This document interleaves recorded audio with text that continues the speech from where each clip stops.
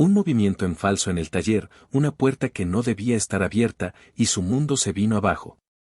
El olor a pintura fresca fue reemplazado por el hedor del miedo mientras se escondía, presenciando un acto que la marcó como un objetivo.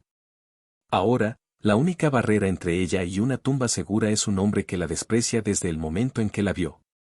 Un protector cínico y brutal cuyas manos prometen tanto salvarla como arrastrarla a un peligro diferente. Su supervivencia depende de confiar en el mercenario que parece odiar la vida que le pagan por proteger. Antes de comenzar, dale like a este video, suscríbete al canal y comenta aquí abajo desde donde lo estás viendo. Tu apoyo nos ayuda a contar historias más poderosas. Que tu vida esté llena de bendiciones si te suscribiste al botón de abajo que dice suscribirse o suscribirme. Ahora, comencemos. El aroma del óleo y el aguarrás era el perfume de la vida de Isabella. Cada mañana, la luz que se filtraba por los altos ventanales de su taller en el último piso de una galería histórica era su despertador, un llamado silencioso a continuar su danza con el tiempo. A sus 29 años, no era solo una restauradora de arte, era una cirujana de lienzos, una susurradora de pigmentos olvidados. Sus manos, a menudo manchadas de colores ocres y azules cobalto, sabían cómo devolverle el alma a obras que el mundo había dado por perdidas. Ese día, su concentración estaba puesta en un paisaje flamenco del siglo XVII, una pieza que había sufrido un incendio décadas atrás. Con una paciencia infinita y un hisopo de algodón, estaba retirando el velo de hollín de un cielo que alguna vez fue vibrante. Su teléfono vibró sobre la mesa de trabajo, mostrando el nombre de su mejor amiga, Clara. No despegó la vista del lienzo. «Estoy en la zona, Clara». «Llámame más tarde», dijo en voz alta, sabiendo que su amiga no la oiría, pero el ritual la ayudaba a mantenerse enfocada. La vida de Isabella era así, ordenada, tranquila, contenida dentro de los márgenes de un cuadro. Salía poco, amaba mucho su trabajo y su círculo social era tan pequeño y selecto como las herramientas sobre su mesa. Sin embargo, esa noche, todo el orden de su universo estaba a punto de hacerse añicos de la manera más violenta y ruidosa imaginable. La galería solía cerrar a las 7, pero ella a menudo se quedaba hasta tarde, perdida en su trabajo, en la quietud y el silencio que le permitían escuchar los secretos de la pintura. Eran casi las 10 de la noche cuando un sonido inusual rompió su concentración. No era el crujido normal del viejo edificio, era el eco de voces duras y enojadas provenientes del piso de abajo, del despacho principal del dueño de la galería, el señor Pascual. La curiosidad, una emoción que rara vez se permitía, la picó. Dejó con cuidado sus herramientas y se acercó a la puerta de su taller, abriéndola una rendija. Las voces eran más claras ahora. Reconoció una de ellas, la de Ricardo Montero. Era imposible no conocer a los Montero en esa ciudad. Una familia de poder inmenso, dueños de constructoras, medios de comunicación y, según los susurros en las esquinas, de la voluntad de la mitad de los políticos del país. Ricardo, el hijo heredero, era famoso por su encanto superficial y su brutalidad oculta. «¿Crees que soy estúpido, Pascual?», gritaba Ricardo. «Ese cuadro que me vendiste es falso. Mi experto lo confirmó esta mañana. Me has hecho quedar como un idiota». La voz de Pascual temblaba. «Señor Montero, se lo juro, yo no lo sabía. El certificado de autenticidad era perfecto». Isabella sintió un escalofrío. Ella misma había inspeccionado esa obra y había tenido sus dudas, pero Pascual la había presionado para que firmara la evaluación, insinuando que su contrato dependía de ello. Se sintió cómplice y el miedo le heló la sangre. «No me importa lo que sabías o no sabías», continuó Ricardo con una frialdad que cortaba el aire. «Mi reputación no se mancha. Me vas a devolver cada céntimo, y me darás algo más, como compensación por las molestias». Hubo un sonido de algo pesado siendo arrastrado, seguido de un gemido de dolor de Pascual. Isabella debería haberse encerrado en su taller, llamado a la policía, pero sus pies se quedaron pegados al suelo, paralizada por el terror. ¿Qué está haciendo? Asegurándome de que entiendas la gravedad de tu error. Y de que nadie más sepa de él. Entonces, Isabella cometió el error que redefiniría su existencia.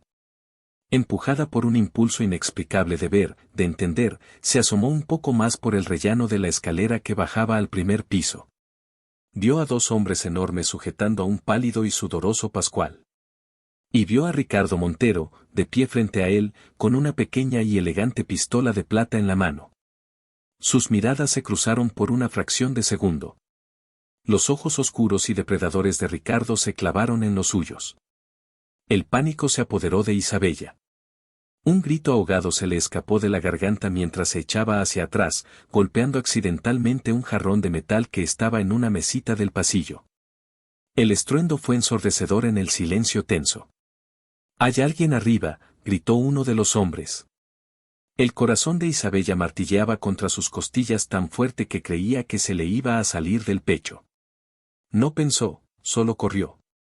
Corrió de vuelta a su taller, cerró la puerta con pestillo y, sin dudarlo, se dirigió hacia la única otra salida, una pequeña ventana que daba al tejado trasero del edificio contiguo.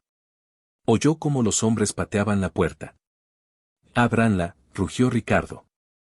Isabella se subió a una mesa, abrió la ventana y se deslizó hacia afuera, cayendo torpemente sobre las tejas frías y húmedas de la noche. El sonido de un disparo resonó desde dentro, un sonido sordo y definitivo, seguido de un silencio espeluznante. No se detuvo a pensar en Pascual. Solo sabía que tenía que huir. Con las manos y las rodillas raspadas, se arrastró por el tejado en la oscuridad, el miedo dándole una fuerza que no sabía que poseía. Llegó a una escalera de incendios y bajó por ella tan rápido que sus manos ardían por la fricción del metal. Aterrizó en un callejón oscuro y maloliente y no dejó de correr. Corrió sin rumbo, con las lágrimas nublándole la vista y los pulmones quemándole. Su vida ordenada, su santuario de arte y silencio, había sido violado y destruido. Ya no era Isabella, la restauradora. Era una testigo. Y sabía, con una certeza que le helaba hasta los huesos, que Ricardo Montero no dejaría cabos sueltos. Su rostro había quedado grabado en su mente, y ella sabía que el suyo estaba grabado en la de él. No podía ir a la policía, los Montero los tenían en el bolsillo. No podía ir a su casa. Estaba sola, aterrorizada y casada. En su pánico, solo se le ocurrió un nombre, un último recurso, su tío lejano, Carlos, un ex periodista de investigación que siempre había hablado de las oscuras entrañas de la ciudad. Con manos temblorosas, sacó su móvil del bolsillo y marcó su número, rezando para que la salvara de la pesadilla en la que acababa de caer. La voz de su tío sonó somnolienta y preocupada. Ella, entre sollozos, le contó una versión rápida y aterrada de lo que había visto. Hubo un largo silencio al otro lado de la línea. «Isabella, escúchame con atención», dijo finalmente su tío, su voz repentinamente seria y grave. «No vayas a casa. No llames a nadie más. Ve a la estación de autobuses del norte. Quédate a la vista, en la cafetería.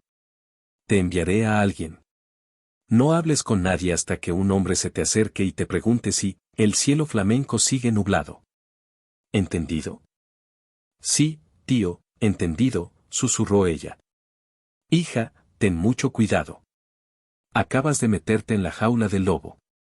Colgó y se quedó de pie en medio de la calle, temblando bajo la luz de una farola, sintiendo por primera vez en su vida lo que era estar verdaderamente sola y en peligro mortal. Mateo odiaba el café de máquina, pero era lo único que el miserable bar de carretera ofrecía a las 3 de la mañana. Apoyado contra la barra, observaba el líquido marrón arremolinarse en el vaso de cartón con total desinterés. A sus 36 años, el cinismo se había convertido en su segunda piel, una armadura forjada en una década como policía de élite y pulida en los últimos 5 años como mercenario. Un eufemismo para solucionador de problemas caros.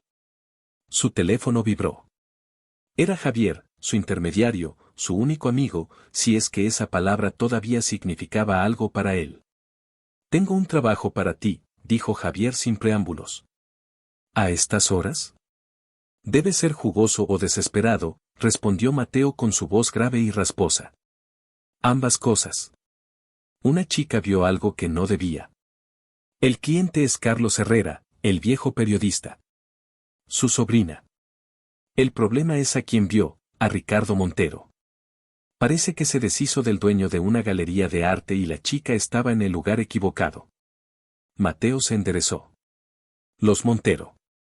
El apellido era sinónimo de corrupción y muerte. Era un trabajo sucio, peligroso. Exactamente el tipo de trabajo que mejor pagaba. Los Montero no son cualquier matón de esquina, Javier. El precio sube. Ya lo he negociado. Es generoso. Tienes que recogerla y mantenerla a salvo hasta que Carlos encuentre una forma de sacarla del país. Está en la estación de autobuses del norte. Se llama Isabella. Menos de 30, restauradora de arte, ninguna experiencia en este mundo. Va a ser como cuidar de un gatito en medio de una jauría de lobos. Odio a los gatitos, gruñó Mateo. Son débiles, ruidosos y siempre se meten donde no deben. Bueno, este gatito es tu responsabilidad ahora. La frase clave es, el cielo flamenco sigue nublado. Ve rápido. No será la única que la esté buscando. Mateo colgó, apuró el café de un trago, hizo una mueca de asco y salió del bar.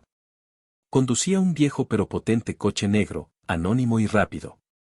Mientras recorría las calles vacías de la ciudad, pensó en el trabajo. Una civil. Un paquete vulnerable y probablemente histérico. Era lo peor. Requerían un manejo delicado, paciencia, algo que él había perdido hacía mucho tiempo, junto con su fe en la justicia y la bondad humana. Su último trabajo de protección para la policía había terminado en un desastre. La testigo a la que debía proteger había entrado en pánico, había desobedecido una orden directa y había muerto en sus brazos. La bala iba dirigida a él, pero ella se interpuso en el último segundo. Su rostro todavía lo perseguía en sus pesadillas. Se juró no volver a implicarse emocionalmente. Eran trabajos, no personas. Objetos que mover del punto A al punto B. Y esta Isabella no sería diferente. Llegó a la estación y la vio de inmediato. Estaba sentada en una mesa de la cafetería, fingiendo leer un folleto de viajes, pero sus ojos no paraban de moverse, analizando a cada persona que entraba. Tenía el pelo castaño oscuro, largo y despeinado, y un rostro que, incluso pálido y tenso por el miedo, era innegablemente hermoso.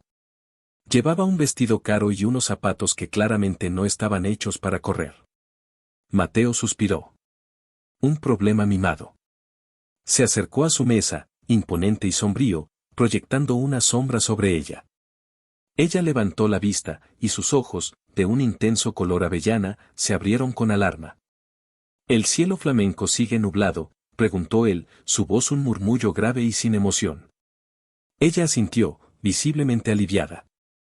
Sí. Sigue, nublado. Bien. Levántate. Nos vamos, ordenó él sin siquiera mirarla a los ojos, ya escaneando las salidas y los posibles puntos de amenaza. Isabella se quedó sentada un segundo, sorprendida por su brusquedad. Esperaba a alguien, diferente. Alguien más tranquilizador.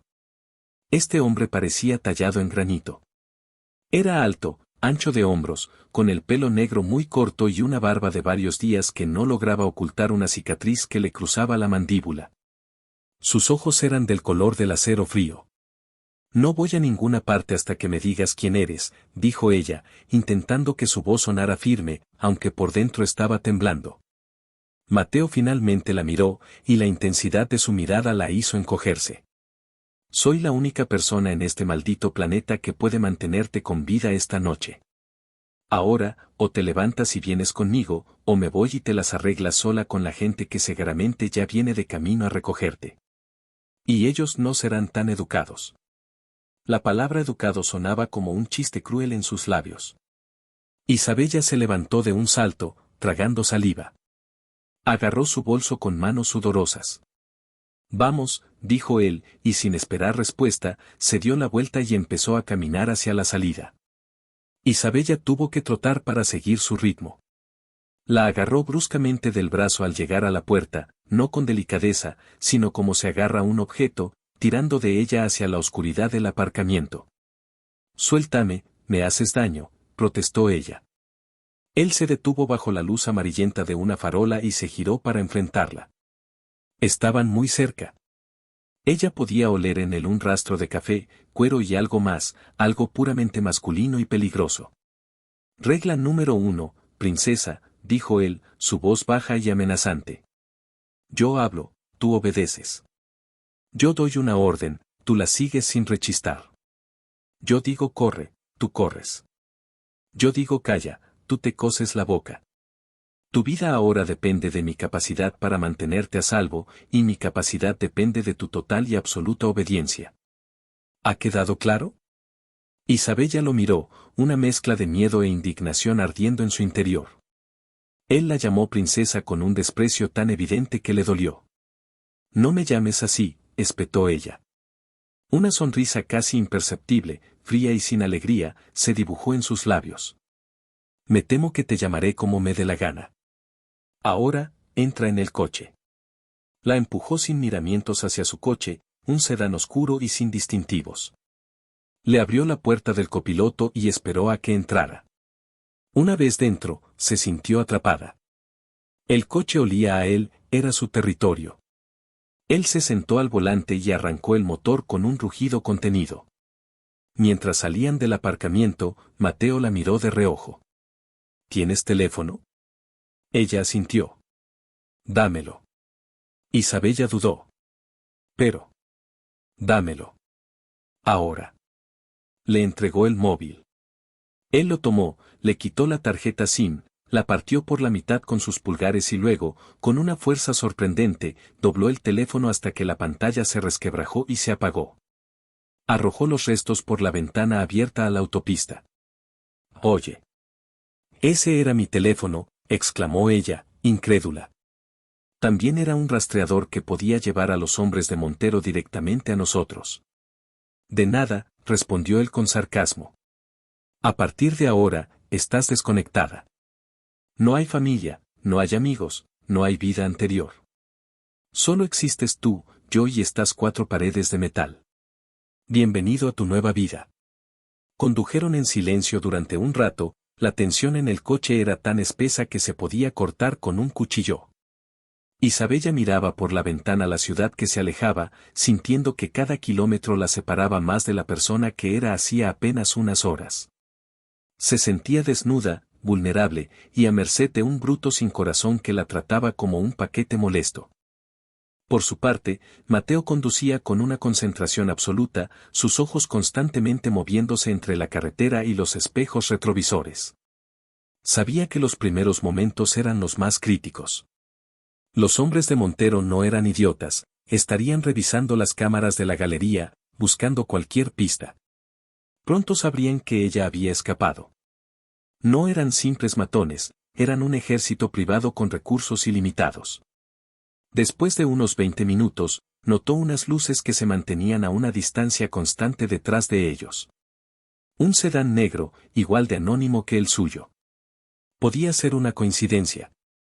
¿O no? Él nunca creía en las coincidencias. Abróchate el cinturón, dijo en voz baja. ¿Qué? Ya lo llevo puesto, respondió ella, confundida. Pues ajústalo bien, dijo él, y sus nudillos se pusieron blancos al agarrar el volante. Giró bruscamente en la siguiente salida, una carretera secundaria sinuosa y mal iluminada. El coche de atrás hizo lo mismo sin dudar. Mierda. Nos han encontrado, murmuró. El corazón de Isabella se disparó. ¿Qué? ¿Quién es? No es momento de preguntas. Agárrate a algo. Sin más aviso, Mateo pisó el acelerador a fondo. El potente motor del coche rugió, y salieron disparados por la carretera oscura. El otro coche aceleró también, sus faros llenando el espejo retrovisor. Isabella se agarró al asa de la puerta con todas sus fuerzas, el cuerpo pegado al asiento por la velocidad. «Vas demasiado rápido», gritó por encima del ruido del motor. «Créeme, no voy lo suficientemente rápido», respondió él, sus ojos fijos en la carretera. Se acercaba a una curva cerrada. El otro coche se acercaba peligrosamente, intentando embestirlos por el lateral. En el último segundo, Mateo giró el volante con violencia, el coche derrapó, los neumáticos chirriando sobre el asfalto. Usó la maniobra para bloquear al otro vehículo, que tuvo que frenar bruscamente para no chocar. Aprovechó esa fracción de segundo para acelerar de nuevo, ganando unos metros preciosos. Durante el derrape, el cuerpo de Isabella fue lanzado hacia él. Instintivamente, Mateo extendió su brazo derecho, no para agarrarla, sino para interponerlo entre ella y el salpicadero, una barrera firme y protectora contra su pecho. Por un instante, ella estuvo pegada a él. Podía sentir la dureza de sus músculos bajo la chaqueta de cuero, el calor de su cuerpo, el latido constante y controlado de su corazón, tan diferente del frenético martilleo del suyo. El olor a peligro y a él la envolvieron. Fue un momento de pura intimidad física en medio del caos, y fue más desconcertante que el propio peligro. Él retiró el brazo tan pronto como el coche se enderezó, pero la sensación de su tacto permaneció en la piel de ella. Sus miradas se cruzaron en la penumbra. Los ojos de él ya no eran solo fríos, ardían con una intensidad animal, una concentración letal. Ella vio en ellos al depredador que era, pero por primera vez, se dio cuenta de que esa ferocidad estaba, en ese momento, de su lado. El coche de atrás se recuperó y la persecución continuó. Pero Mateo ya tenía un plan. Conocía esas carreteras como la palma de su mano. Se desvió por un camino de tierra apenas visible entre los árboles, un atajo que no aparecía en los mapas. El coche rebotó violentamente, y las ramas arañaban los cristales como garras. El sedán de sus perseguidores, menos preparado para el terreno, tuvo problemas para seguirlos. Mateo apagó los faros, sumergiéndolos en una oscuridad casi total, navegando de memoria y con la escasa luz de la luna. Después de unos minutos que a Isabella le parecieron una eternidad, se detuvo en un claro y apagó el motor. El silencio era absoluto, solo roto por el sonido de sus propias respiraciones agitadas. Se quedaron allí, inmóviles, escuchando. No se oyó el sonido de ningún otro motor. Los habían perdido. Ya está. Se ha acabado, por ahora, dijo Mateo, su voz aún tensa. Isabella soltó el aire que no sabía que estaba conteniendo. Empezó a temblar, una reacción tardía al miedo y la adrenalina. Buen trabajo, susurró él, y por un momento ella pensó que se lo decía a ella. Luego añadió, para ser un paquete tan problemático. La pequeña burbuja de conexión que se había formado entre ellos estalló. Volvía a ser el bruto insensible de antes. No soy un paquete, replicó ella con la voz temblorosa pero firme. Soy una persona. Mi nombre es Isabella. Él giró la cabeza lentamente para mirarla. La luz de la luna perfilaba sus duros rasgos. Mientras estés bajo mi protección, Isabella, eres mi responsabilidad. Eres mi carga. Eres mi trabajo. No te confundas pensando que esto es algo personal. Ahora, mantente en silencio, tenemos un largo camino por delante. Encendió de nuevo el motor y se reincorporó a una carretera diferente, conduciendo de forma más tranquila pero igual de alerta. Isabella se abrazó a sí misma, sintiendo un frío que no tenía nada que ver con la temperatura de la noche. Estaba a salvo, sí, pero se sentía más sola que nunca, atrapada con un hombre que la protegía con una mano mientras la empujaba con la otra. Y a pesar de su rudeza, a pesar de su desprecio, no podía olvidar la sensación de su brazo contra su pecho, la sólida y tranquilizadora fuerza que la había mantenido a salvo. Era una contradicción que no sabía cómo procesar. El resto del viaje transcurrió en un silencio tenso. Mateo no volvió a hablar, y Isabella estaba demasiado agotada emocionalmente para intentarlo. Vio el amanecer teñir el cielo de grises y rosas a través de la ventanilla, un espectáculo que normalmente le habría traído paz. Pero que ahora solo le recordaba que había sobrevivido a una noche que la perseguiría para siempre. Finalmente, después de lo que parecieron incontables horas, el coche se desvió por un camino de grava que se adentraba en un denso bosque. El camino era largo y estaba tan cubierto de vegetación que Isabella dudaba que alguien pudiera encontrarlo por accidente. Al final del camino, en un claro rodeado de árboles gigantescos, había una pequeña cabaña de madera. Era rústica y aislada, el escondite perfecto. Mateo aparcó el coche bajo un cobertizo cubierto de ramas, camuflándolo eficazmente. Hemos llegado, anunció. Bienvenida a tu nuevo hogar. La cabaña era más grande por dentro de lo que parecía. Tenía una sala principal con una pequeña cocina, una chimenea de piedra y unos muebles viejos pero funcionales. Un pasillo corto llevaba a 2 puertas. Un baño y un dormitorio. Solo hay una cama, dijo Mateo, anticipando su pregunta. ¿Dormirás tú en ella? Yo me las arreglaré en el sofá. Las ventanas tienen postigos de acero. Por la noche, se cierran. No saldrás de la casa sin mí. No harás ruido. No intentarás contactar con nadie. Esas son las nuevas reglas. Dejó una bolsa de lona en la mesa. Ahí tienes algo de ropa básica y artículos de aseo. Javier lo preparó. No es alta costura, pero te servirá. Isabella miró alrededor. El lugar era un refugio, pero también una prisión. El aire olía a madera y humedad. Se sentía a 1.000.000 de kilómetros de su elegante taller y su vida cómoda. Cuánto tiempo tendremos que estar aquí?, preguntó en voz baja. El tiempo que sea necesario, respondió él evasivamente mientras revisaba las cerraduras y las ventanas con la eficacia de un profesional. Ahora, descansa. Estás pálida. Pareces un fantasma. La preocupación en su voz era casi inexistente, era una simple observación, una evaluación de la condición de su paquete. Exhausta y abrumada, Isabella se dirigió al dormitorio sin discutir. Se cerró por dentro, un gesto inútil que él cegaramente notó.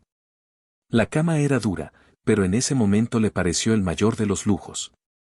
Se quitó los zapatos y el vestido manchado y se acurrucó bajo la manta, todavía temblando. Se durmió casi al instante, un sueño pesado y sin sueños nacido del puro agotamiento. Horas más tarde, se despertó con el olor a café y a algo cocinándose. La luz del sol se colaba por las rendijas de los postigos. Salió del dormitorio y encontró a Mateo en la pequeña cocina, de espaldas a ella, friendo unos huevos en una sartén. Llevaba una camiseta negra ajustada que revelaba la impresionante musculatura de sus brazos y espalda. Por un momento, viéndolo así, en un entorno doméstico, parecía casi normal. Casi. Él pareció sentir su presencia y se giró. Sus ojos la recorrieron de arriba a abajo, deteniéndose un instante en el hecho de que estaba descalza y vestida solo con una de las grandes camisetas que había en la bolsa, que le llegaba a medio muslo. Una chispa de algo indescifrable brilló en su mirada de acero antes de volverse fría de nuevo. Pensé que hibernarías hasta el invierno, dijo a modo de saludo. Hice café. Hay huevos y pan. Come algo.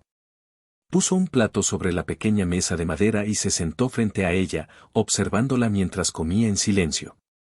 Su escrutinio era incómodo. Se sentía como un insecto bajo un microscopio. Deja de mirarme así, dijo ella, más cortante de lo que pretendía. Es mi trabajo, replicó él sin inmutarse. Mirarte. Observarte. Saber dónde estás y qué haces en todo momento. Acostúmbrate. Hay una diferencia entre vigilar y mirar fijamente como un animal de presa, contraatacó ella. Él levantó una ceja, un gesto que parecía ser su máxima expresión de sorpresa. Curiosa elección de palabras. Porque ahora mismo, Isabella, tú eres la presa. Y yo soy lo único que se interpone entre tú y el depredador real. El recordatorio la silenció. Tenía razón. A pesar de su comportamiento, de su actitud, era su protector. Comió el resto de su desayuno en silencio, dolorosamente consciente de sus ojos sobre ella. Más tarde, mientras ella se duchaba, fue cuando la realidad de su convivencia forzada la golpeó con toda su fuerza. El baño era pequeño, y la única cerradura era un simple pestillo oxidado. Mientras el agua caliente aliviaba algunos de sus músculos doloridos, oyó sus pasos fuera de la puerta. Estaba nerviosa, esperando que se fuera. Cuando no lo hizo, se envolvió apresuradamente en una toalla y abrió la puerta.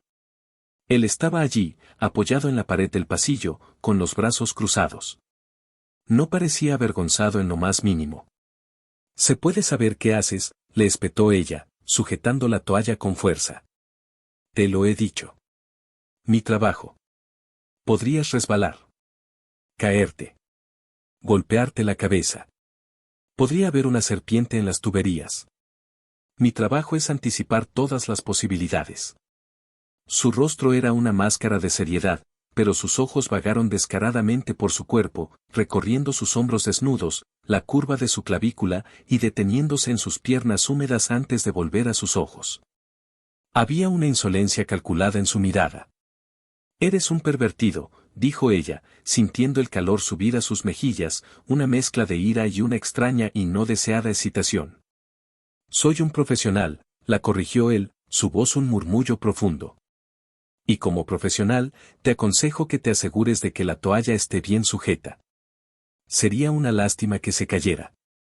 Le guiñó un ojo, un gesto tan inesperado y fuera de lugar que la dejó sin palabras. Luego, con una media sonrisa, se dio la vuelta y volvió a la sala principal, dejándola con el corazón acelerado y una sensación de confusión total. Este hombre era una contradicción andante. Un bruto con un destello de ingenio pícaro. Un protector que parecía disfrutar atormentándola. Los días siguientes se asentaron en una rutina extraña y tensa. Mateo era una presencia constante. La observaba mientras intentaba leer uno de los pocos libros que había en la cabaña, mientras cocinaba comidas sencillas con las provisiones que tenían. Mientras caminaba de un lado a otro en la pequeña sala como un animal enjaulado. Hablaban poco, y cuando lo hacían, sus conversaciones eran un campo de minas de sarcasmo y réplicas afiladas. Una tarde, incapaz de soportar más el encierro, se plantó frente a él. Necesito salir. Solo un poco de aire fresco. Me estoy volviendo loca aquí dentro. Él la miró desde el sofá, donde estaba limpiando metódicamente una de sus pistolas. El aire aquí dentro es perfectamente respirable. Por favor. Solo unos minutos. En el porche. No iré a ninguna parte. Lo prometo, suplicó ella. Él suspiró, un sonido de pura exasperación. 5 minutos. Y yo estaré a 1 metro de ti. Salieron al porche de madera. El aire del bosque era fresco y limpio, lleno del aroma de los pinos y la tierra húmeda. Isabella cerró los ojos y respiró hondo, un simple acto que se sentía como una libertad increíble. Mateo se apoyó en el poste del porche, alerta, sus ojos escudriñando constantemente el bosque circundante. ¿Echas de menos tu vida?, preguntó él de repente, su voz más suave de lo habitual. La pregunta la tomó por sorpresa. Más de lo que puedes imaginar, respondió ella con sinceridad. Echo de menos el olor de mi estudio. El silencio. La sensación de un pincel en mi mano. La seguridad de saber cómo sería mi día. ¿Y qué hay de la gente? ¿Un novio? ¿Marido? No, dijo ella, sacudiendo la cabeza. Mi trabajo, era mi vida. No dejaba mucho espacio para nada más. ¿Y no te sentías sola? A veces. Pero era una soledad elegida. Controlada. Esto, dijo, haciendo un gesto hacia la cabaña y el bosque, esto es aislamiento. Es diferente. Él guardó silencio por un momento, su mirada perdida en la espesura. Lo sé, dijo finalmente en voz baja. Y en esas 2 palabras, ella oyó un eco de su propia soledad, una profundidad de aislamiento que probablemente empequeñecía la suya. Fue la primera grieta real que vio en su armadura, un atisbo del hombre que había debajo del mercenario. Esa noche, el terror volvió. Se despertó con un grito ahogado, empapada en sudor frío, la imagen del rostro sin vida de Pascual y los ojos de Ricardo Montero ardiendo en su mente. Antes de que pudiera recuperar el aliento, la puerta de su dormitorio se abrió de golpe y Mateo entró, pistola en mano, sus movimientos fluidos y silenciosos, un depredador en la oscuridad. Encontró la habitación vacía de amenazas y su atención se centró en ella, acurrucada en la cama, temblando incontrolablemente. ¿Una pesadilla?, preguntó, su voz despojada de su habitual dureza. Ella solo pudo asentir, incapaz de hablar. Él guardó la pistola y se sentó en el borde de la cama. La distancia entre ellos crepitaba de energía. Era sobre lo que vi, susurró ella finalmente. No puedo quitármelo de la cabeza. Él no dijo todo irá bien o ninguna de las otras frases vacías que la gente suele decir. Simplemente se quedó allí sentado, su presencia sólida y tranquilizadora en la oscuridad. El cerebro tiene una forma de revivir el trauma, dijo, su voz era un murmullo grave. Intenta centrarte en tu respiración. Inspira hondo. Aguanta. Expira lentamente. Concéntrate solo en eso. Ella siguió sus instrucciones, y poco a poco, el frenético ritmo de su corazón comenzó a calmarse. Su temblor disminuyó. Habla, dijo él. A veces ayuda. Cuéntame de algo que te guste. Tu trabajo. Cuéntame sobre los colores. Y así, en la oscuridad de la noche, con su guardián silencioso sentado a su lado, Isabella empezó a hablar. Le habló del azul ultramar extraído del lapislázuli, del vermellón que podía ser brillante o mortalmente venenoso, de cómo un solo trazo de amarillo de Nápoles podía representar la luz del sol sobre una mejilla. Habló durante casi una hora, su voz ganando fuerza y confianza a medida que se perdía en su pasión. Mateo la escuchó en silencio, sin interrumpir. Cuando ella finalmente se quedó en silencio, agotada pero más tranquila, él no se había movido. Eres buena en lo que haces, dijo simplemente. Se nota que lo amas. Lo era, corrigió ella con tristeza.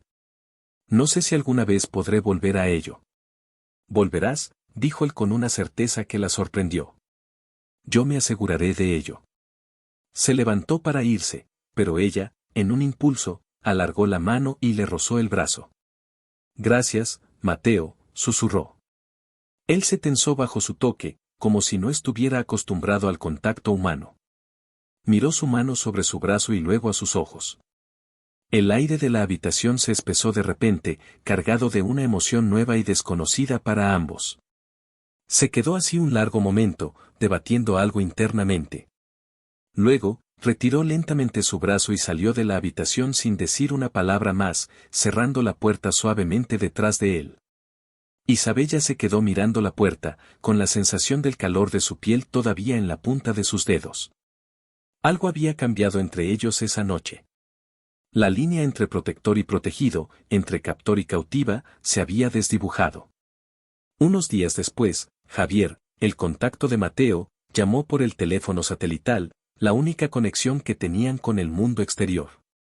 Mateo tomó la llamada en el porche, pero Isabella, desde dentro, podía oír la tensión en su voz. Cuando volvió a entrar, su rostro era una máscara de piedra. ¿Malas noticias?, preguntó ella, temiendo la respuesta. Los Montero lo han subido de nivel. Han puesto una recompensa por ti. Una recompensa muy, muy grande. No solo sus matones te están buscando ahora. Cualquiera que quiera hacerse rico y no le importe mancharse las manos te está buscando.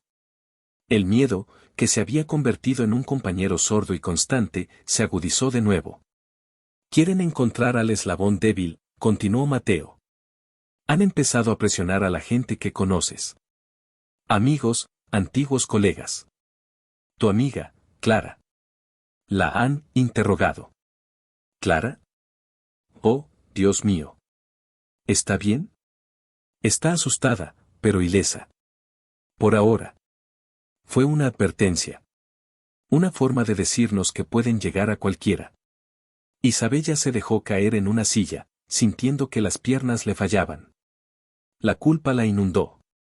No solo su vida estaba en peligro, sino que había arrastrado a sus seres queridos a esa pesadilla.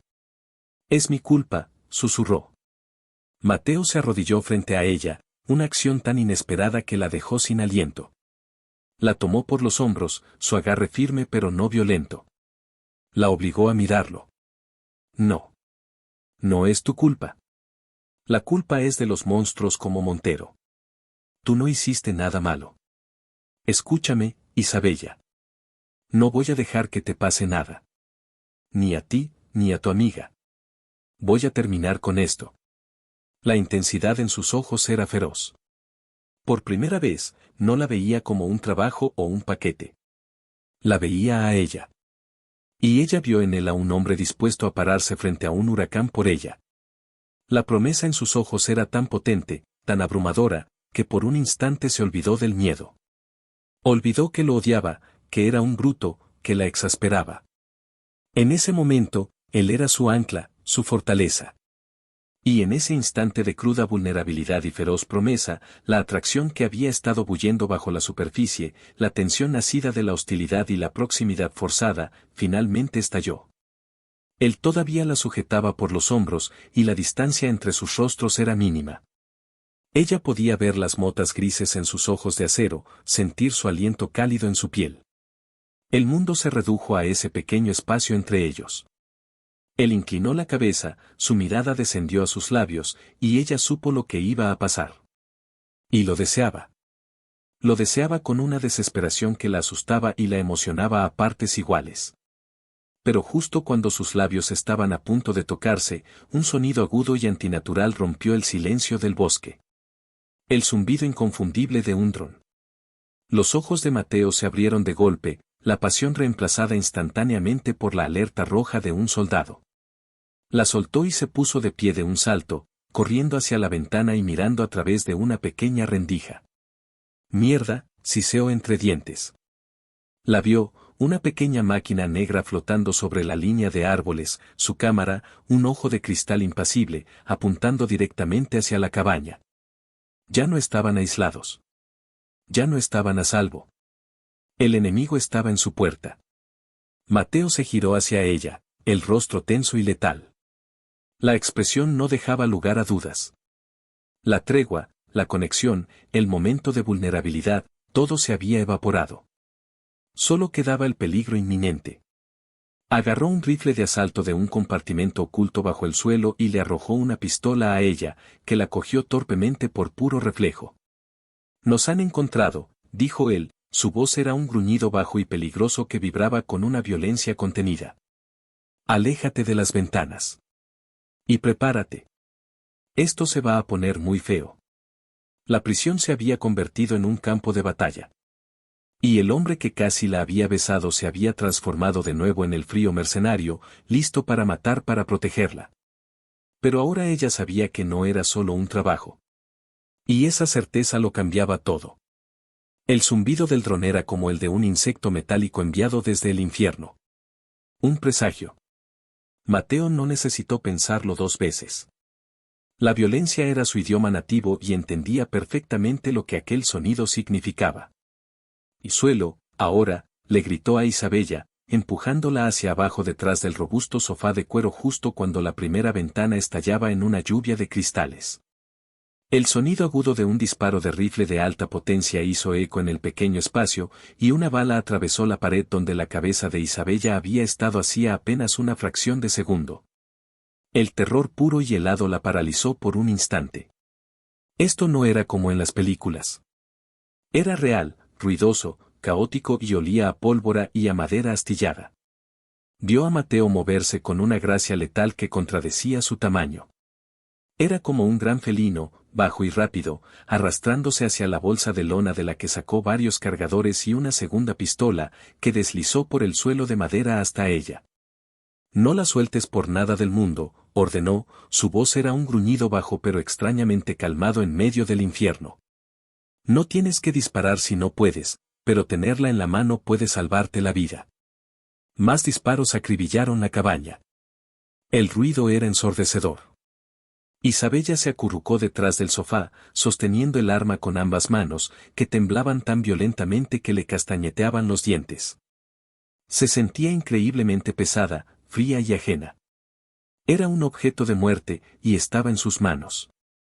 Saben que estamos aquí, pero no saben exactamente dónde estamos dentro de esta caja de madera, explicó Mateo en voz baja, mientras se asomaba por encima del sofá durante un nanosegundo. Están disparando a ciegas para mantenernos agachados. Nos quieren atrapados. Otra ventana, la de la cocina, se hizo añicos. Hay al menos 3 tiradores. Posiblemente 4. Están rodeando la cabaña. Nos darán unos minutos para que el pánico haga efecto y luego intentarán entrar. ¿Qué vamos a hacer?, balbuceó Isabella, su voz apenas un susurro. Vamos a decepcionarlos, dijo él, y por primera vez desde que todo comenzó, le dedicó una mirada. Sus ojos de acero ya no eran fríos, Ardían con una llama salvaje, una promesa de violencia que era a la vez aterradora y, de una manera extraña, reconfortante. Le dedicó una media sonrisa, rápida y letal. Aguanta, princesa. El espectáculo está a punto de empezar. Le guiñó un ojo. Y ese pequeño gesto, esa insolencia en medio de una lluvia de balas, fue como una descarga eléctrica para Isabella. Le recordó al hombre del pasillo, al hombre que casi la besó. La adrenalina sustituyó una parte del miedo. Asintió, apretando el arma con más fuerza. Mateo se arrastró hacia la chimenea de piedra, usándola como cobertura. Contaba en voz baja, sincronizando su respiración con el ritmo de los disparos. 3, 2, 1. En el breve silencio entre ráfagas, se levantó en una explosión de movimiento, disparó 2 veces a través del marco roto de la ventana hacia un punto en el bosque y volvió a cubrirse antes de que pudieran responder. Un grito de dolor y sorpresa llegó desde el exterior.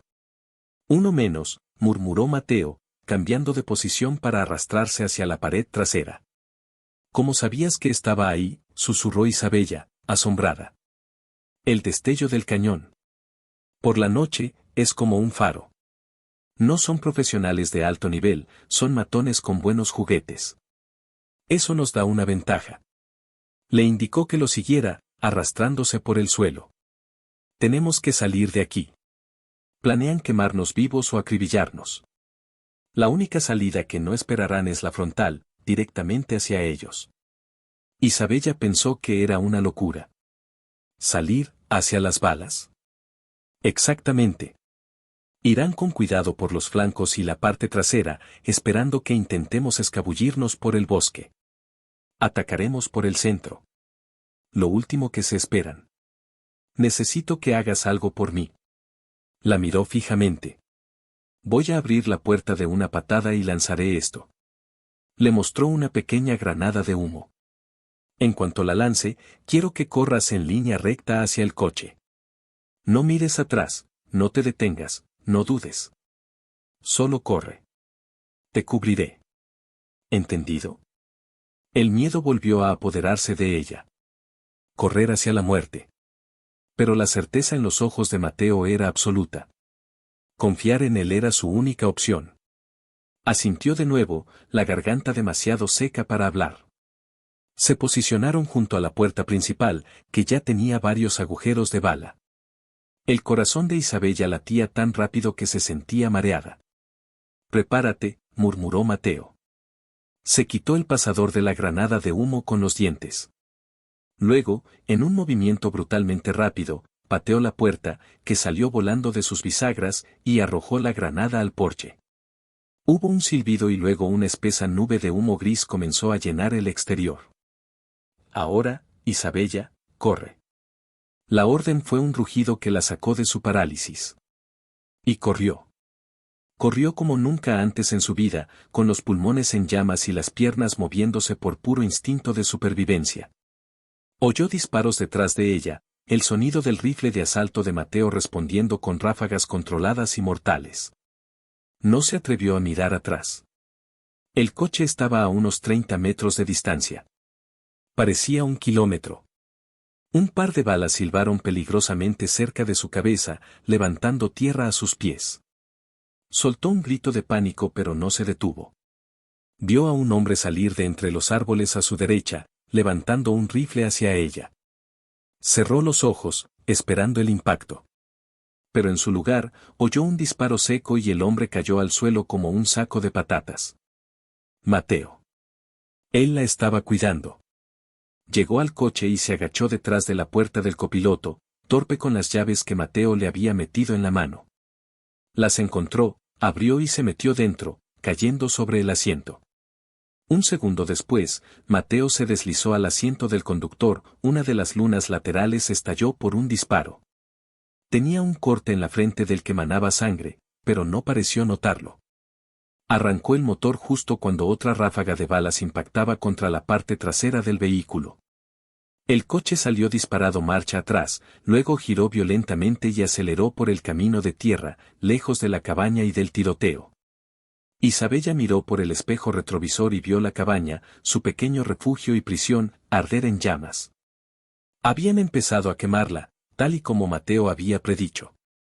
Mantén la cabeza baja, le ordenó él mientras conducía a una velocidad de vértigo por el camino lleno de baches. Ella se agachó en el asiento, con el corazón todavía martilleando, el arma todavía firmemente agarrada en su regazo.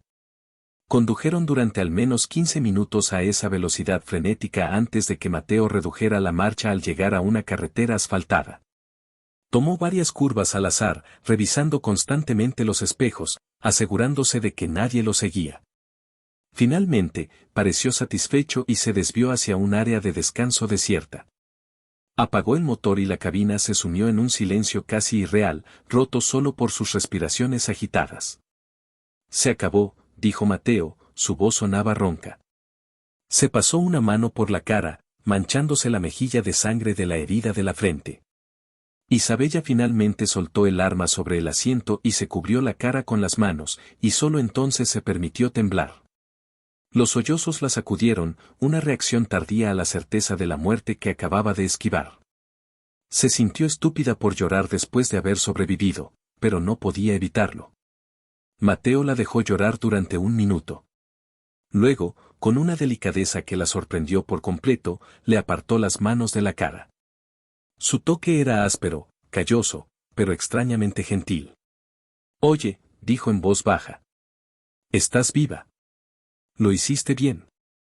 Tuviste valor. Hiciste exactamente lo que te pedí. Ella levantó la vista, sus ojos llorosos se encontraron con los suyos. Vio la sangre corriendo por su sien. Estás herido, susurró. No es nada. Un trozo de cristal. No es cierto.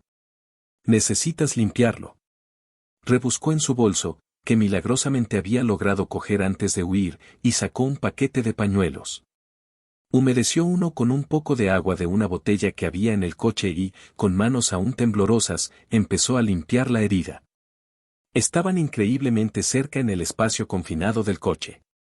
Él permaneció inmóvil bajo su toque, sus ojos de acero fijos en los de ella. Isabella podía contar sus pestañas, ver el agotamiento en el fondo de su mirada, oler el aroma a pólvora y sudor que se desprendía de él. Era el olor de la supervivencia. La tensión entre ellos volvió a surgir, más fuerte esta vez, cargada con la electricidad de la vida y la muerte. ¿Cómo supieron dónde estábamos?, preguntó ella para romper el silencio, aunque en el fondo no quería romperlo. La cercanía, el cuidado silencioso, era una balsa en el mar de caos. Esa es la pregunta del millón, respondió él, sin apartar la mirada. Ese lugar no estaba en ningún mapa. Solo Javier sabía la ubicación exacta. Y yo confío en Javier con mi vida. Entonces, ¿cómo? Hay una posibilidad. Que tengan a alguien dentro de la policía, alguien con acceso a ciertos recursos. El dron no era un juguete. Era de grado militar. Podría tener sensores térmicos. Nos habrían encontrado tarde o temprano. Terminó de limpiar la herida. Era un corte feo, pero no parecía profundo. Sus dedos rozaron su mandíbula áspera por la barba, y él no se apartó. En cambio, levantó una mano y la colocó suavemente en su mejilla. Su pulgar acarició su piel justo debajo de su ojo, secando el rastro de una lágrima. No debería haber estado tan cerca de pasar, dijo él, y había un tono de autorrecriminación en su voz. Me confié. Puse tu vida en un riesgo innecesario. Lo siento, Isabella. Oírle disculparse era más impactante que la propia persecución. La miraba de una manera que nunca antes lo había hecho, como si la estuviera viendo de verdad por primera vez, no como un paquete, no como un trabajo, sino como la mujer por la que acababa de arriesgar su vida y por la que estaba dispuesto a volver a hacerlo. Tú me salvaste la vida, susurró ella. Ambos nos salvamos, la corrigió él. Corriste. Eso requiere un tipo diferente de valentía. La distancia entre ellos desapareció. Esta vez, no hubo vacilación. Él se inclinó y la besó. No fue un beso tierno. Fue un beso desesperado, hambriento, alimentado por la adrenalina, el miedo y una atracción que había estado hirviendo a fuego lento durante días. Era un beso que decía estamos vivos. Sus labios eran firmes y exigentes contra los de ella, y ella le respondió con la misma intensidad, sus manos subieron para enredarse en su pelo corto. Él gimió en su boca, un sonido gutural, y la atrajo más cerca, una mano en su nuca, la otra en la parte baja de su espalda, presionándola contra él. Isabella se olvidó de Montero, de la galería, del peligro. Solo existía Mateo, el sabor a café y peligro en su boca, la sensación de sus músculos tensos bajo sus dedos, la seguridad abrumadora de sus brazos. Se separaron lentamente, sin aliento, con las frentes apoyadas una contra la otra. Tenemos que movernos, dijo él, su voz ronca por la emoción, pero no la soltó. Lo sé, respondió ella. Se miraron a los ojos durante un largo momento, un entendimiento silencioso pasando entre ellos. El mundo exterior todavía quería matarlos, pero algo fundamental había cambiado dentro de su pequeña burbuja. Ya no eran un guardia y su protegida. Eran un equipo. Eran Mateo e Isabella. Se separó de ella a regañadientes y volvió a poner en marcha el coche. ¿A dónde vamos ahora? A un sitio que ni siquiera Javier conoce. Un antiguo favor que tengo que cobrar. Mientras conducían, Mateo sacó su teléfono satelital y marcó. Javier respondió al primer tono. Mateo, ¿qué ha pasado? Perdí tu señal. Estaba a punto de volverme loco. Nos encontraron, Javier. Una docena de hombres y un dron. La cabaña está en llamas. Hubo un silencio atónito al otro lado. ¿Cómo coño es eso posible? Esa es la pregunta que tú vas a responder. Alguien se fue de la lengua. Alguien sabía. Y tú eres el único, aparte de mí, que conocía esa ubicación. Mateo, te juro por mi vida, empezó Javier, su voz cargada de pánico y ofensa. Lo sé, lo interrumpió Mateo, su tono se suavizó un poco. Si no confiara en ti, ya estaría yendo a por ti. Pero esto es más grande que tú y que yo. Montero tiene un topo, y está muy cerca de nosotros. Quiero que revises cada llamada, cada email, cada contacto que has tenido en la última semana. Busca algo, cualquier cosa, que no encaje. Alguien tiene que haberte sonsacado la información, o te la han robado. Y averigua todo lo que puedas sobre sus nuevos juguetes. Drones, equipo, quiero saber quién se lo suministra. Lo haré. Lo que sea necesario. ¿Dónde estáis? ¿Estáis bien? Estamos bien. Y en cuanto a dónde estamos, es mejor que no lo sepas. No por ahora. Hasta que encontremos al topo, no podemos confiar en nadie. Llámame a este número si encuentras algo. Solo si es vital. De lo contrario, permaneceré en silencio. Y Javier, añadió con dureza. Cuida de la amiga de Isabella. Clara. Pon a alguien vigilándola. Montero ya la usó una vez como cebo, podría volver a hacerlo. Colgó, dejando a un preocupado Javier al otro lado. Isabella lo había estado escuchando, el corazón encogido. La idea de una traición, de que alguien cercano a ellos los hubiera vendido, era casi tan aterradora como los propios asesinos. ¿Crees que alguien traicionó a tu amigo?, preguntó en voz baja. No. No a propósito. Javier es descuidado a veces, demasiado confiado. Alguien podría haberse aprovechado de eso. Pero el resultado es el mismo. Ahora estamos solos de verdad. El sol estaba empezando a salir, pintando el cielo con tonos naranjas. Condujeron durante horas, adentrándose en el campo, en carreteras secundarias que parecían olvidadas por el tiempo. Isabella se quedó dormida en el asiento del copiloto, agotada física y mentalmente. Cuando despertó, estaban aparcados frente a una vieja gasolinera y taller mecánico en medio de la nada. El favor, dijo Mateo a modo de explicación. Un hombre mayor, corpulento y con las manos permanentemente manchadas de grasa, salió del taller. Su rostro se iluminó al ver a Mateo. Mateo. Hijo de 1000 demonios. Pensé que te habían matado en alguna zanja hace años, gritó el hombre con una voz que era puro estruendo. Casi, Elías. Casi. Pero sigo dando guerra, respondió Mateo con una rara y genuina sonrisa. Esta es Isabella. Necesitamos un lugar donde desaparecer un par de días. Y un coche nuevo. Este está demasiado quemado. Elías miró a Isabella, luego al coche acribillado a balazos, y después de nuevo a Mateo. No hizo preguntas. Simplemente asintió. La habitación de arriba está vacía. Y tengo un viejo cacharro en la parte de atrás que todavía funciona. Nadie os molestará aquí. La casa invita, chico. Elías les proporcionó una habitación sobre el taller que era sorprendentemente limpia y acogedora. Tenía una cama doble, un pequeño baño y una ventana que daba a los interminables campos de cultivo. Por primera vez en días, Isabella sintió un atisbo de seguridad. Mientras Mateo hablaba con Elías abajo, ella se dio una ducha caliente, dejando que el agua se llevara la sangre, el miedo y la suciedad de la noche anterior. Cuando salió, envuelta en una toalla, encontró a Mateo en la habitación. Estaba de pie junto a la ventana, observando el horizonte. La cicatriz de su mandíbula parecía más pronunciada a la luz del día. Se giró al oírla y sus ojos la recorrieron lentamente, sin disimulo, con una calidez que no tenía nada que ver con la lascivia y todo que ver con una posesividad recién descubierta. «Te ves mejor sin los agujeros de bala», dijo él, su voz era un murmullo grave. Ella se sonrojó, más consciente que nunca de su desnudez bajo la toalla. ¿Debería agradecértelo? Un simple, gracias por salvarme el culo otra vez, eres increíblemente guapo y competente, Mateo, sería suficiente, bromeó él, acercándose a ella. El tono juguetón era tan nuevo en el que la desarmó.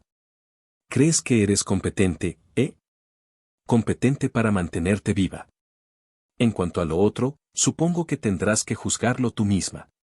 Ahora estaba directamente frente a ella, bloqueando su camino hacia la ropa que Elías les había dejado. La tensión de la noche anterior no se había disipado, simplemente había cambiado de forma, convirtiéndose en algo más íntimo y peligroso a su manera. ¿Y qué opinas tú?, le preguntó él, su voz bajó un tono, volviéndose más seductora. Hasta ahora, como guardaespaldas, te daría un notable. Aunque has destrozado mi teléfono y me has obligado a dormir en mi ropa. Puedo compensarte por lo de la ropa, susurró él, levantando una mano para apartarle un mechón de pelo húmedo de la cara. Sus dedos rozaron su piel, enviando una descarga eléctrica por todo su cuerpo. Ah, sí. ¿Y cómo piensas hacer eso? El desafío en su voz era evidente. Quería que la besara de nuevo. Necesitaba que lo hiciera. Él sonrió, una sonrisa lenta y sensual que le llegó a los ojos. Bueno, para empezar. Dijo, inclinándose hasta que sus labios rozaron los de ella. Podríamos compartir la ducha. Ahorrar agua. Es lo ecológico, ya sabes. Isabella soltó una risa temblorosa. No me pareces el tipo de hombre preocupado por el medio ambiente. Me preocupo por muchas cosas. Por ti, por ejemplo. Y con eso, la besó. Esta vez fue diferente. Más lento, más profundo, una exploración en lugar de una explosión. Saboreó sus labios, pidiendo permiso con una suave presión.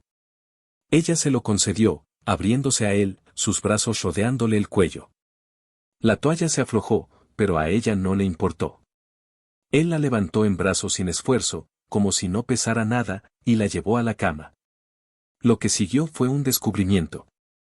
Se exploraron mutuamente con una ternura y una pasión que ambos habían olvidado que existían. Para Mateo, acostumbrado a encuentros sin sentido y a la soledad, el nivel de conexión emocional era abrumador. Con Isabella, no solo era sexo, era encontrar un refugio en medio de la guerra. Para Isabella, cuya vida había estado dedicada al arte solitario, la intensidad de Mateo era un torbellino que la despertaba a sensaciones que solo había leído en los libros. Hicieron el amor con la desesperación de dos almas que habían estado demasiado tiempo solas y que habían encontrado su otra mitad en el lugar más improbable. Más tarde, yacían enredados en las sábanas, la luz del sol de la tarde bañando la habitación con un brillo dorado. Isabella trazaba la cicatriz en la mandíbula de Mateo con la punta de su dedo. Nunca me has contado cómo te la hiciste, dijo en voz baja. Él suspiró, su expresión se volvió sombría por un momento. Fue en mi último trabajo como policía. Protegía a un testigo. Una chica joven, como tú. Se llamaba Elena. Su testimonio iba a hundir a un cartel. Pero yo cometí un error. Hizo una pausa, reviviendo el recuerdo. Subestimé al enemigo. Pensé que el perímetro era seguro. Fuimos emboscados. La bala iba dirigida a mí. Ella se interpuso.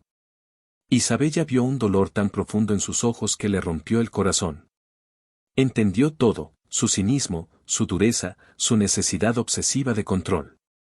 Todo era una armadura para protegerse de volver a sentir ese dolor, ese fracaso. Se desangró en mis brazos, continuó en voz baja. Esto, dijo, tocándose la cicatriz, me lo hice cuando rompí un espejo con el puño esa misma noche. Para no olvidar nunca su cara. Ni mi fracaso. Isabella se incorporó y lo besó suavemente. No fue tu culpa, Mateo. Lo fue. Le hice una promesa y no la cumplí, dijo él, su voz llena de una culpa antigua. Por eso me fui de la policía. No podía seguir en un sistema que permitía que eso sucediera.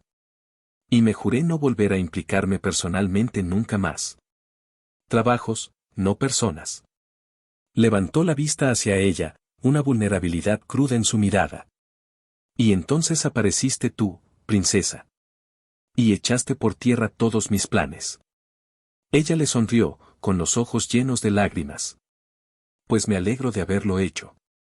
Pasaron los 2 días siguientes en esa pequeña habitación, en un interludio de paz surrealista.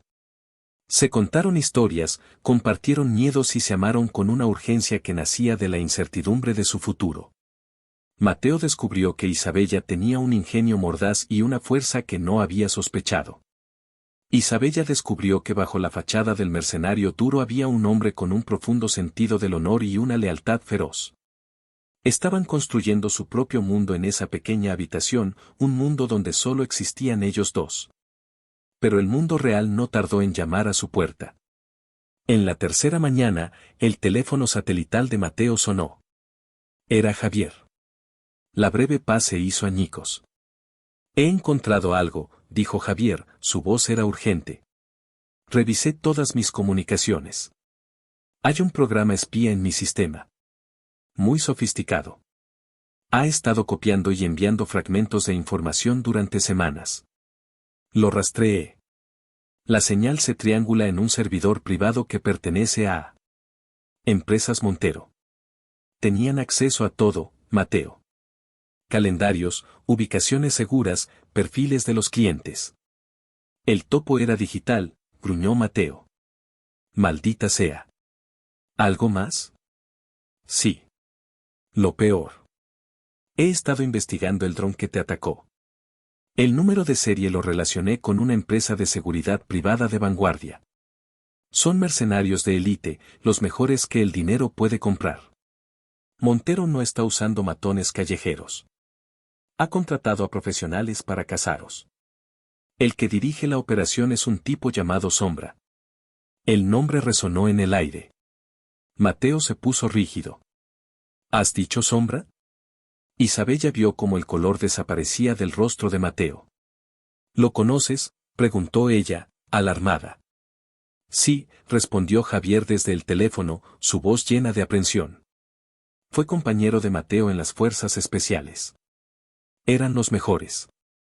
Hasta que Sombra se pasó al otro lado. Vendió información, provocó la muerte de 2 compañeros. Es implacable, no tiene moral y conoce cada uno de tus trucos, Mateo. Te odia. Te culpa de su caída. La noticia cayó como una losa de plomo en la habitación. No solo los cazaba un ejército privado, sino que los dirigía un hombre que conocía a Mateo íntimamente, un fantasma de su pasado que ahora volvía para atormentarlo, con la cara de Isabella en el punto de mira. Sombra no solo querría matarla a ella, querría destruir a Mateo en el proceso. Mateo colgó el teléfono, su rostro era una máscara indescifrable. El interludio había terminado. La guerra acababa de volverse personal. Miró a Isabella, que lo observaba con ojos asustados. El miedo en su rostro avivó una furia fría dentro de él. Se acercó a ella y le tomó la cara entre las manos. Escúchame, dijo, su voz era una promesa de hierro. Esto cambia las cosas. Se ha vuelto más peligroso. Pero no va a cambiar una cosa, te sacaré de esta. Lo juro. Pero mientras la abrazaba con fuerza, una duda fría se apoderó de su corazón por primera vez. Contra Sombra, la fuerza bruta y las tácticas no serían suficientes. Esto sería una partida de ajedrez, y Sombra ya había movido su primera pieza. Salió de la habitación y bajó a hablar con Elías, dejando a Isabella sola con el corazón encogido. Se vistió y miró por la ventana los campos interminables. Hacía solo unos días, su mayor preocupación era el tono exacto de ocre para un cielo del siglo XVII. Ahora, estaba enamorada de un mercenario atormentado, mientras otro mercenario, un fantasma llamado Sombra, los cazaba. Sabía que su idilio en esa pequeña habitación había terminado. Y tenía el presentimiento aterrador de que lo peor, lo verdaderamente feo, aún no había comenzado. El conocimiento de que Sombra los estaba cazando cayó sobre Mateo como una capa de hielo. Isabella vio cómo el hombre que la había amado con una ternura recién descubierta se retiraba a una fortaleza interior, sus ojos convirtiéndose en fragmentos de acero, fríos y calculados. La suavidad se había ido, reemplazada por la precisión mortal de un soldado que se enfrenta a su demonio personal. Tenemos que irnos. Ahora mismo, dijo, su voz era un tono bajo y sin emociones. Ya no estaba hablando con su amante, le estaba dando una orden a un activo que debía proteger. Se vistieron en silencio, el aire cargado con el peso de lo que no se decía. El idilio se había roto. La guerra había llamado a su puerta. Elías los encontró en la puerta, con una bolsa de lona en la mano. Algo de comida, agua y un par de mapas de carreteras viejas que no aparecen en el GPS. Mateo, este hombre.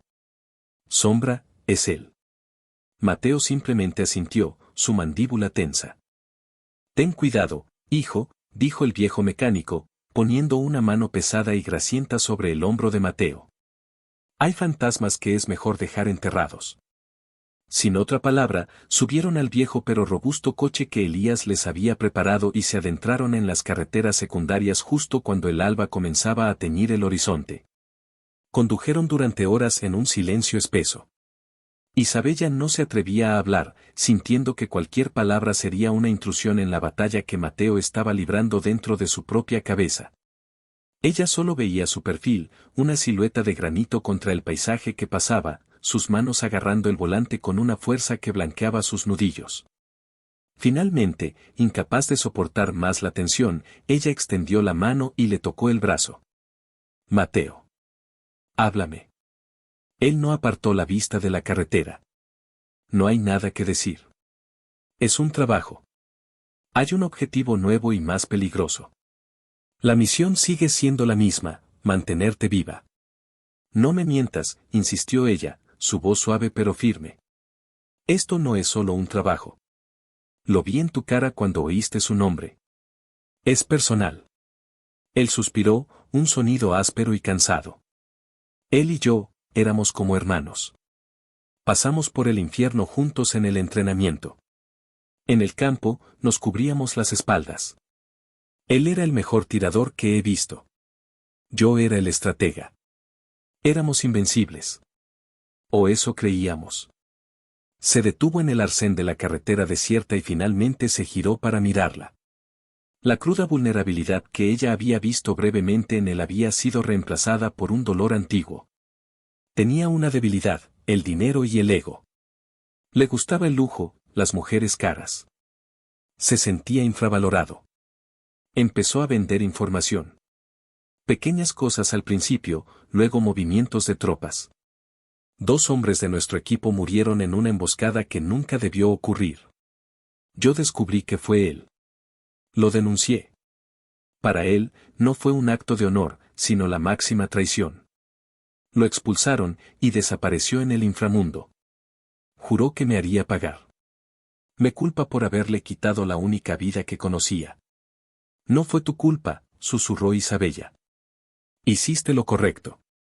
Hacer lo correcto no cambia el hecho de que mi hermano de armas ahora me quiere muerto, y está dispuesto a pasar por encima de ti para conseguirlo, dijo con una amarga finalidad. Él no juega con reglas, Isabella. Disfruta con el miedo. No solo nos matará, querrá destrozarnos primero. Nos casará, nos acosará. Convertirá nuestra vida en un infierno antes del golpe final. Se le secó la boca. Entonces, ¿qué hacemos? ¿Seguir huyendo? No, dijo Mateo, y sus ojos se endurecieron de nuevo, esta vez con una determinación gélida. Huir es lo que él espera. Huir es un juego que él siempre ganará, porque él es el cazador. Es hora de cambiar el juego. Vamos a convertirnos en los cazadores. La idea era aterradora y, sin embargo, extrañamente estimulante.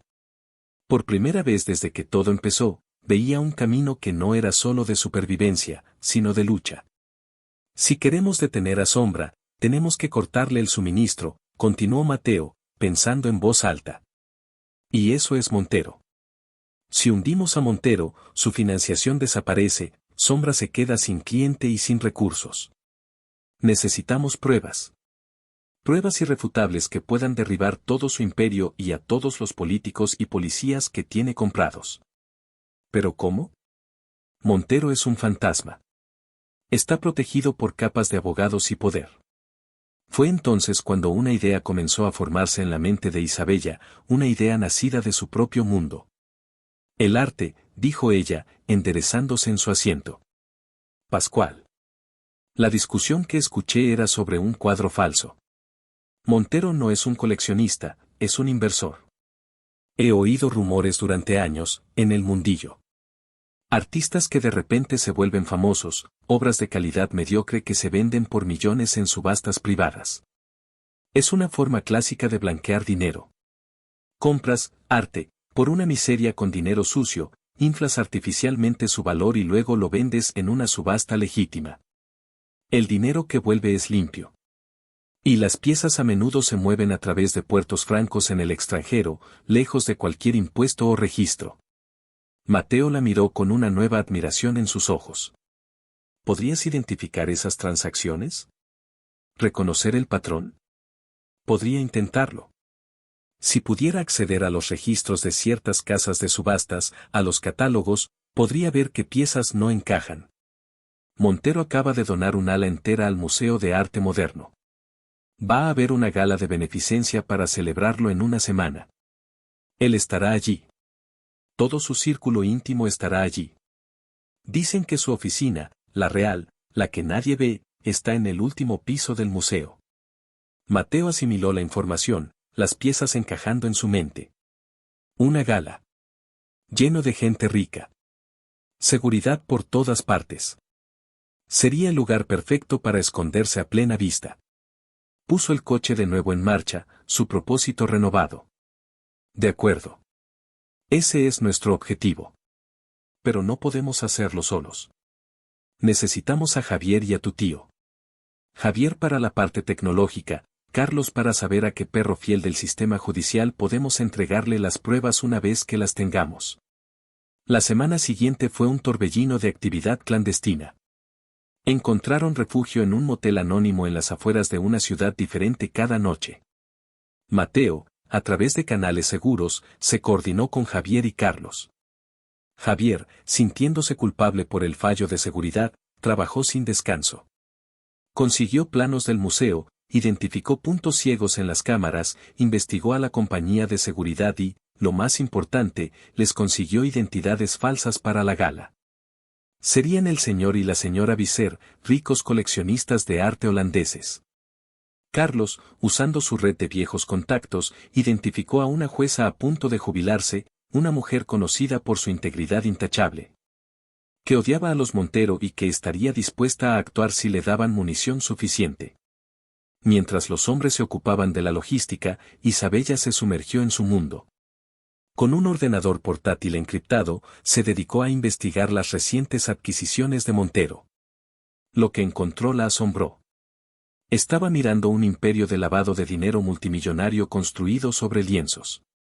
Una noche, mientras ella estaba absorta en su trabajo, Mateo se sentó detrás de ella en la cama del motel y comenzó a masajearle los hombros tensos. «Te estás esforzando demasiado», le dijo en voz baja. Ella se inclinó hacia su tacto. «Este hombre ha usado la belleza para ocultar la fealdad más absoluta. Lo odio. Ha corrompido el mundo que amo». Él le dio la vuelta suavemente para que lo mirara. «¿Tienes miedo?», le preguntó. Aterrada, admitió ella. «No soy como tú, Mateo. No sé luchar. No sé disparar un arma». «Sabes usar tu mente», respondió él, «y eso es un arma más poderosa que cualquier pistola. Eres más fuerte de lo que crees, Isabella. Lo he visto». Sus días estaban llenos de tensión y preparación, pero sus noches se convirtieron en su santuario. Se aferraban el uno al otro en la oscuridad, su pasión una afirmación de vida frente a la muerte que los acechaba. Hicieron el amor con una mezcla de desesperación y devoción, cada beso, cada caricia, un juramento silencioso. Una noche, Mateo se despertó sobresaltado. Algo estaba mal. Un instinto primario le gritaba. Se levantó en silencio y miró por la ventana del motel. En el coche aparcado al otro lado de la calle, la tenue luz de un cigarrillo se encendió y se apagó. Pero fue lo que vio en el salpicadero lo que le heló la sangre, una pequeña figura de un caballo de ajedrez, un caballero. Era una señal. Un viejo código de su unidad. Significaba jaque. Tu turno. Sombra sabía dónde estaban. No había atacado. Solo estaba observando. Jugando. Mateo despertó a Isabella suavemente. Tenemos que irnos. Ya. Empacaron en menos de un minuto y se deslizaron por la puerta trasera. Mientras se alejaban, Mateo miró por el espejo retrovisor. El coche seguía allí, sin moverse. Sombra no los estaba persiguiendo. Les estaba permitiendo huir. Les estaba demostrando que él tenía el control, que podía tocarlos cuando quisiera. La guerra psicológica había comenzado. Los siguientes días fueron peores. En una parada en una gasolinera, Mateo encontró otro caballero de ajedrez en el surtidor. Un día después, Isabella recibió un ramo de flores en su habitación de motel, enviado a nombre de la señora Visser. No había nota. Solo lirios blancos. Flores funerarias. La presión era inmensa, diseñada para desmoronarlos. Isabella empezó a tener pesadillas de nuevo. Mateo apenas dormía, su energía consumida por la hipervigilancia. Discutían, sus nervios a flor de piel. ¿Cómo puede saber siempre dónde estamos? Tiene que haber otro topo, gritó Isabella una tarde, frustrada y asustada. No es un topo. Es él. Es lo que hace, replicó Mateo con brusquedad. Piensa como yo. Anticipa mis movimientos. Estamos jugando una partida de ajedrez contra mi propio reflejo oscuro. Pues encuentra una forma de ganarle, exclamó ella. Él se acercó a ella, su rostro una máscara de tormento y furia. ¿Crees que no lo estoy intentando? Cada decisión que tomo, cada carretera que cojo, la hago pensando en tu seguridad. Pero él siempre está un paso por delante. El miedo en los ojos de ella apagó su ira. La tomó en sus brazos, enterrando su rostro en el pelo de ella. Lo siento, murmuró. Lo siento. No debería haberte gritado. Él quiere esto. Quiere que nos volvamos el uno contra el otro. No lo permitiremos, susurró ella contra su pecho. Tenemos un plan. Nos atendremos al plan. Vamos a la gala. Lo terminamos. La noche de la gala llegó demasiado pronto. Javier les había entregado un paquete con todo lo que necesitaban. Para Mateo, un smoking a medida que ocultaba perfectamente una pistola y un cuchillo. Para Isabella, un deslumbrante vestido de seda color esmeralda y joyas prestadas que valían una fortuna. Cuando salió del baño, Mateo se quedó sin palabras. El vestido se ceñía a sus curvas, su pelo estaba recogido en un moño elegante y, a pesar del miedo que sabía que se escondía en sus ojos, irradiaba una belleza y una elegancia que quitaban el aliento. Vaya, fue todo lo que pudo decir, su voz ronca. Ella le sonrió tímidamente. Y tú no pareces un bruto que vive en moteles de carretera. Se acercó y le ajustó la pajarita. Listos para entrar en la boca del lobo. Recuerda el plan, dijo él, sujetando su rostro entre sus manos. Tú distraes a Montero, le hablas de arte. Intenta que te invite a su despacho para ver su colección privada. Una vez dentro, yo me encargo del resto. Javier nos ha dado un dispositivo. Parece un pendrive, pero puede copiar un disco duro entero en segundos. Tienes que conectarlo a su ordenador. Yo crearé una distracción. Si algo sale mal, si nos separan, ve al punto de encuentro secundario, el jardín de esculturas. Y Isabella, añadió, su intensidad haciendo que su corazón se acelerara, pase lo que pase, sobrevive. Solo si tú también lo haces, respondió ella. Se besaron, un beso largo y profundo que era a la vez una promesa y una despedida. El Museo de Arte Moderno era un templo de cristal y acero. La élite de la ciudad estaba allí, goteando riqueza e indiferencia. Mateo e Isabella, como el señor y la señora Visser, entraron con una confianza fingida, moviéndose entre la multitud. Vieron a Ricardo Montero de inmediato. Estaba en el centro de todo, un sol oscuro alrededor del cual orbitaban los demás. Soutime, princesa, susurró Mateo en su oído. Isabella respiró hondo y se acercó a Montero, con Mateo a su lado, actuando como su sombra silenciosa y protectora. Señor Montero, dijo ella, su voz clara y segura. Soy Anneliese Visser. Un placer conocerle. He admirado durante mucho tiempo su buen ojo para el arte. Montero, encantado por la atención de una mujer hermosa, le sonrió con su sonrisa de depredador. ¿De verdad? Entonces debe venir a mi oficina. Tengo un par de piezas nuevas que aún no se han catalogado. A una conocedora como usted le encantaría verlas. Era demasiado fácil. Una campana de alarma sonó en la cabeza de Mateo, pero ya estaban en movimiento. Montero los guió a través de la multitud hasta un ascensor privado. La oficina era lo que esperaban, minimalista, con vistas panorámicas de la ciudad y 3 cuadros de un valor incalculable en las paredes. El escritorio de Montero era una losa de mármol negro con un ordenador de última generación. Por favor, pónganse cómodos. Una copa, ofreció Montero. Mientras servía el champán, Mateo hizo una rápida exploración de la habitación. No había cámaras visibles, pero la puerta era de acero reforzado. Una trampa. Justo cuando Isabella se acercaba al escritorio, lista para intentar la maniobra, la puerta del ascensor se abrió de nuevo. Y de él salió Sombra. Era alto, elegantemente vestido con un traje a juego con el de Montero, y se movía con una fluidez silenciosa y amenazante. Llevaba una sonrisa burlona en sus labios, pero sus ojos estaban fijos en Mateo, llenos de un odio gélido y triunfante. Mateo. Ha pasado mucho tiempo, dijo Sombra, su voz era un ronroneo sedoso. Veo que no has perdido tu gusto por meterte en problemas. Y por las mujeres hermosas. Aunque tienden a morir a tu alrededor, ¿no? El insulto fue como un golpe físico. Montero se rió. Os dije que vendría. Era tan predecible. Mateo empujó a Isabella detrás de él, protegiéndola con su cuerpo. Déjala fuera de esto, Alex. Tu problema es conmigo. Oh, pero ella es el centro de todo esto, replicó Sombra, dando un paso adelante. Ella es la palanca. Ella es la forma en que finalmente te romperé. ¿Ves? No voy a matarte. Eso sería demasiado fácil. Voy a dejar que Montero se la lleve, que haga lo que quiera con ella. Y tú te quedarás aquí conmigo. Y escucharás. El horror de sus palabras hizo que a Isabella se le revolviera el estómago.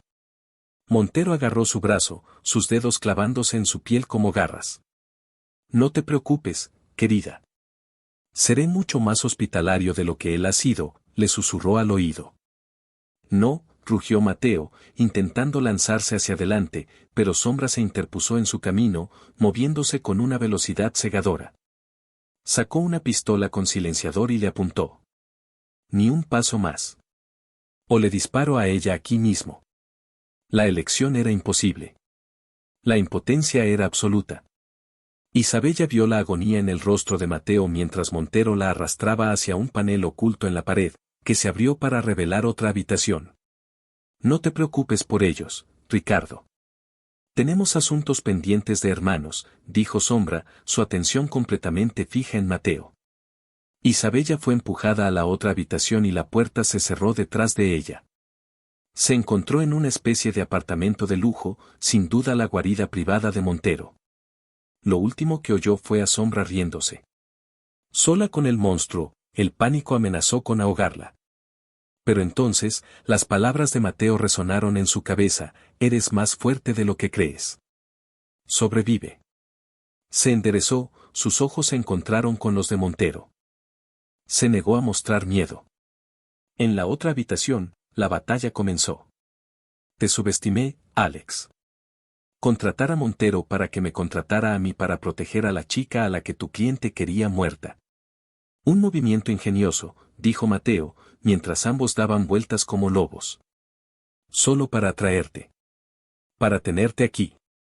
Exactamente como lo planeé, respondió Sombra. La lucha que siguió fue brutal y personal.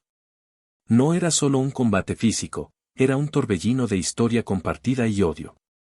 Cada golpe, cada bloqueo, estaba cargado de años de resentimiento. Sombra era más rápido, pero Mateo era más fuerte, impulsado por una furia pura y desesperada.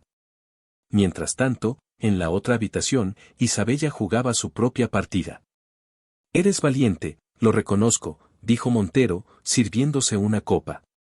Pero la valentía no te servirá de nada aquí.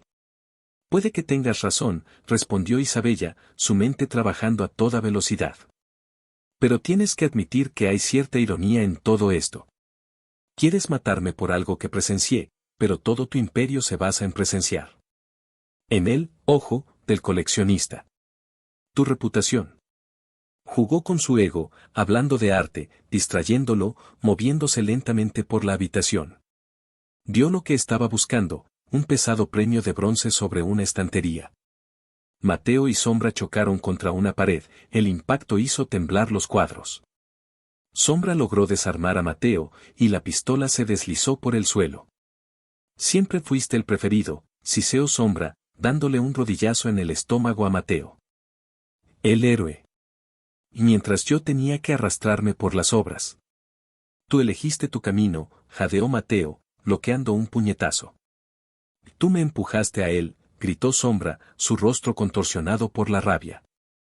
Te quitaré lo único que te importa ahora, como tú me lo quitaste todo a mí. Con una fuerza repentina, Mateo lo empujó hacia atrás, creando una fracción de segundo de espacio. Ella no es Elena, gruñó Mateo. Y yo ya no soy el hombre que falló. La lucha llegó a un punto culminante, y con un movimiento que le costó un hombro dislocado, Mateo logró someter a Sombra, dejándolo inconsciente en el suelo. Ignorando el dolor agudo, corrió hacia la puerta oculta. En ese mismo momento, Montero, harto de juegos, se abalanzó sobre Isabella. Pero ella estaba lista.